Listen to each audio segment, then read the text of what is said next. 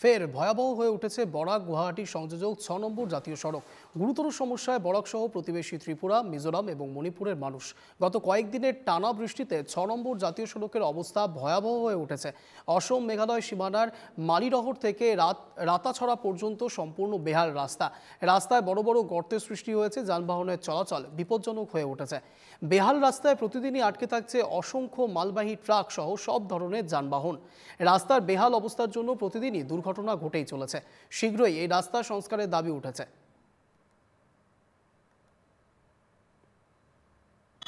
Meghalaya two Ratachhara রাস্তাটু অতি শীঘ্রই যাতে এটা মেরামতি করে লোক চলাচলের উপযোগী করার জন্য, কারণ এই রাস্তা দিয়ে সবাই যাতায়াত করে। আজকে বরাক ভ্যালির লাইফলাইন এটা মেঘালয়, মিজোরাম, মণিপুর, আগরতলা, বরাক ভ্যালি সবাই এই রাস্তা দিয়ে যাতায়াত করতে হয়। যেহেতু আমাদের বর্তমানে এই রাস্তাই মেইন রাস্তা, তাই আমি আসাম গভর্নমেন্ট এবং মেঘালয় গভর্নমেন্টের কাছে এটাই অনুরোধ রাখব যে আমাদের রাস্তাটা অতি শীঘ্রই একটু মেরামতি করে একটু মানুষ চলাচলের উপযোগী করার জন্য। আর বিগত 2-3 দিন যাবৎ যে বৃষ্টিপাত হচ্ছে, এই বৃষ্টিপাতের কারণে মানুষ চলাফেরা করার ক্ষেত্রে বিশেষ অসুবিধা হচ্ছে।